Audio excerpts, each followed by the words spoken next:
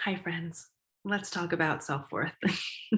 Let's just dive right in because I have to tell you, this is something that I love talking about. This is something that I just think is so important, something that I love unpacking and dismantling, probably because I struggled with my own self-worth for so long. And of course, I tried to like come to it from an intellectual standpoint, right? Or like an analytical standpoint or an action standpoint. And none of that really helped me until I understood it from a spiritual standpoint. So, and I want to talk about self worth, particularly because, as many of you may already know, there's some like real enmeshment and um, like false understanding and of self worth and productivity. Like all that is just in our culture, in our like yeah, modern day culture, the two are just so entwined together and it causes a lot of suffering. This is one of the many reasons people overwork or feel guilty when they rest or feel like they can't slow down because they feel like, oh, but I need to like prove my worth, or how much you get done is so tied up and enmeshed with your worth. Like I see that now and it just makes me sad, and it makes you go blah because it's just so false. um but again, it's also a limiting way of living that I know I'm very familiar with. Yeah, we see this all the time, this idea of like, oh, if I got a lot done, then I should be proud of myself and I should feel really good about myself. But as you know, there's such danger in that, right? That is a very fragile way of measuring your worth, because then when you don't get anything done, you immediately jump to the opposite, which is somehow that you're not worthy or that you're not good. So we are going to dismantle that all right here. I think so. Pilar Lesko, one of my mentors, I think she said it beautifully when she said that worth is something that you remember, you remember, you come back to. It's not something that you need to work at or that you can get better at or that you need to strive for. You don't need to strive to become worthy. Confidence is different. Confidence is like, yeah, you can take action and practice things in order to become more competent and confident in your craft. But that's different from worth. And a lot of people, again, have their worth in like falsely enmeshed with their however much they get done in a day or a year, or how accomplished they are even. The reason worthiness is something that you remember is because, and this is basically the whole game, you are inherently worthy because you exist. Worthiness is inherent to existence. And that's really, I mean, it's really that simple. And there's so much I could say about this. I think there's this beautiful quote that I have written here, and you may have heard me talk about it before, where the Buddha says, if we could see the miracle of a single flower clearly, our whole life would change. And I think there are a lot of different meanings to this quote, but one of them is simply that, life, the life of a flower. If we really saw that clearly, that was also just so inherently worthy, I think our hearts would just burst wide open and our minds would just explode, which is oftentimes what happens when people take plant medicine and they have a positive experience. Your heart is just so open and you feel like you see things clearly for the first time and you're like, oh, I get it now. I understand now. All life is inherently worthy. Everything is connected. I am not separate from you and you are not separate from me. And, I'm not separate from God and God is not separate from me. So our work in terms of healing our relationship with our self-worth has nothing to do with how much you do, or it's not an action that you can take. It has everything to do with a belief that you choose, a belief that you come back to. It's like a coming home to yourself, something that you're remembering. I would even say it's beyond belief. It's a knowing. Okay. And a knowing is a belief sometimes is very isolated to just an intellectual thought. A knowing is a complete understanding, an existence, an experience. So, um, let's see, where do I want to take this conversation?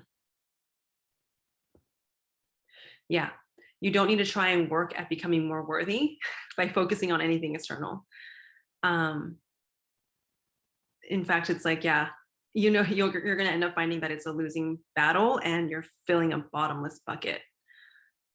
Instead, I want you to go through your life, go through your hours and your days, letting this thought work on you and just thinking about it. Okay. Because you may not walk away from this module feeling like you totally get it. Yes. Okay. Life is inherently worthy. You may not necessarily get that right away, but I promise you, if you let it sit with you and if you let it work on your soul, it will work on you, and it might bring up some stuff and you can work on that, and then it'll get you closer to your own worthiness, and then you'll remember, and then maybe it'll, something else will challenge that, and then you'll remember again, and it might be this journey. But even just pondering this understanding and letting it sit with you over time is going to do its work on you, and again, without you necessarily having to effort. As long as you are just experiencing life and observing life, it can do its thing on you. And I say this because I really do think that's how it works sometimes, that just gradually over the weeks, over the months, over the years, this will become an integrated part of you. That being said, of course, I still have more I want to say on this. Okay.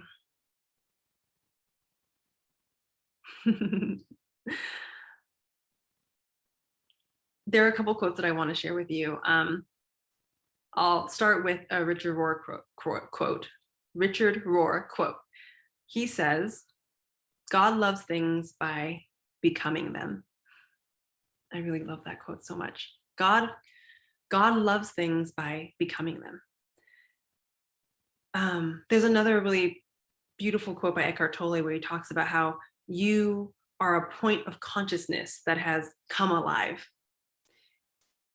And when I think about life in that way and myself that way, what I really like is that it's actually very, very, very humbling, because it reminds me that I have nothing to do with this. It takes me out of the equation. Like, my 3D, really basic human self did not create this.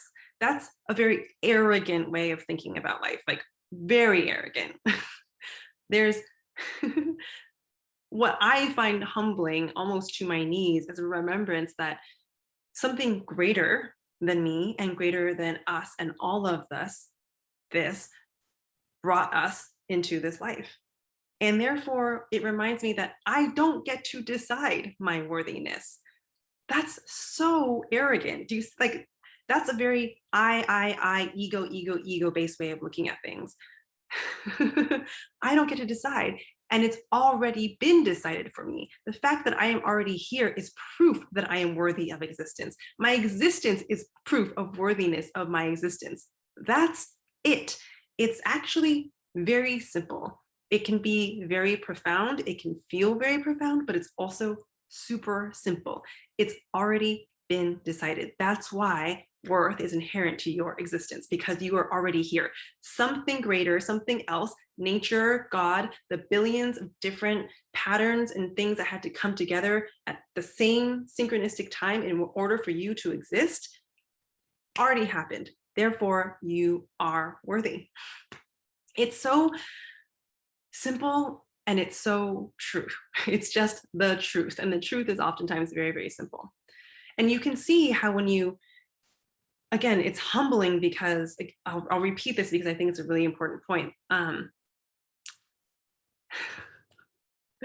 Like, if I am going to decide that I'm unworthy, do you see how that's actually just more of your ego? Because ego is very much focused on the sense of I. It strengthens your ego when we have this sort of story of like, oh, like I'm not worthy. It's your ego loves that because it gives it something to feed off of. Again, it gives this your ego a greater sense of self. The opposite of that, which is actually much more expansive instead of contracting, it's like super expansive. It's like heart opening, is remembering, oh, something else greater than me already decided, and I don't have a say in it. And that's why it's beautiful, because all you can really say at that point is thank you. Like that, thank you. Thank you. And it has nothing to do with mind. It has nothing to do with I. It has nothing to do with me efforting to make any of this happen. The great decider, Mother Nature, has already decided. And to go against that and to doubt your worth is essentially you being arrogant enough to say, I know better than Mother Nature. And that's like, it's just, it's when you live that way and you really think about it, it can be mind boggling that we could have at once in our, at one point in our life, thought that we knew better than Mother Nature itself. So, let's see. I want to connect this back to productivity and work and trying to get stuff done and hustling.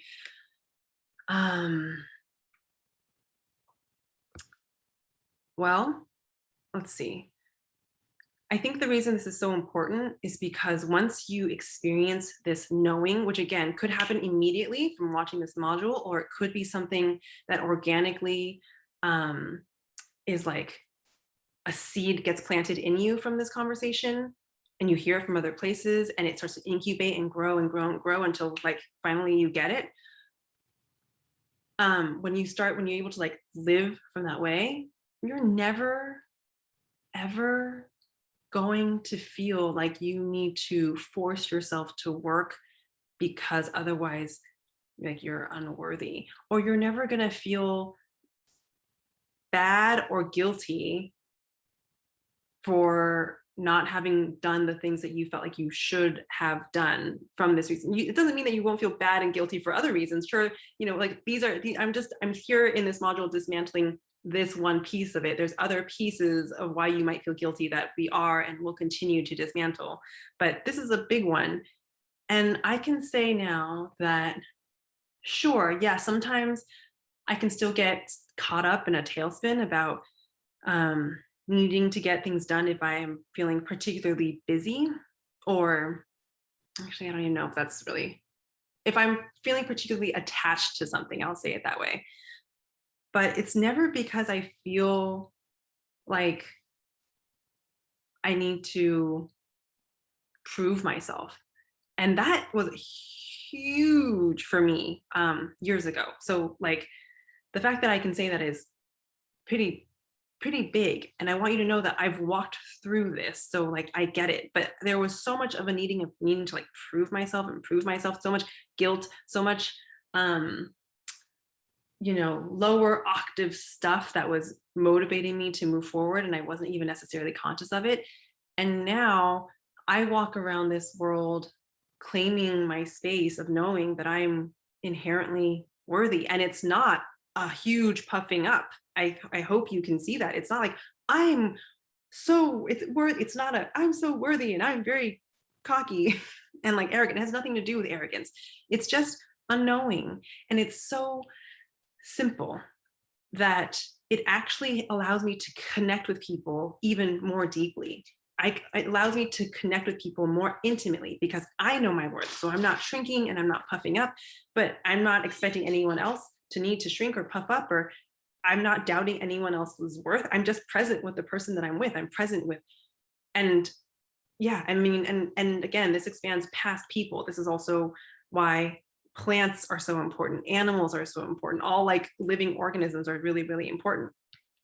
And when we start to see that, life becomes so sacred, and it's a completely more alive way and connected way of moving through life. Yeah. So just remember, you don't get to decide if you are worthy or not. That's not a decision you get to make. It's already been made. Your existence is proof of your inherent worthiness. So take that in, sit with it, be in your own worthiness, allow it. If you are listening to this and there's some part of you that feels resistance to it or is doubtful about it, that's okay too. Sit with it.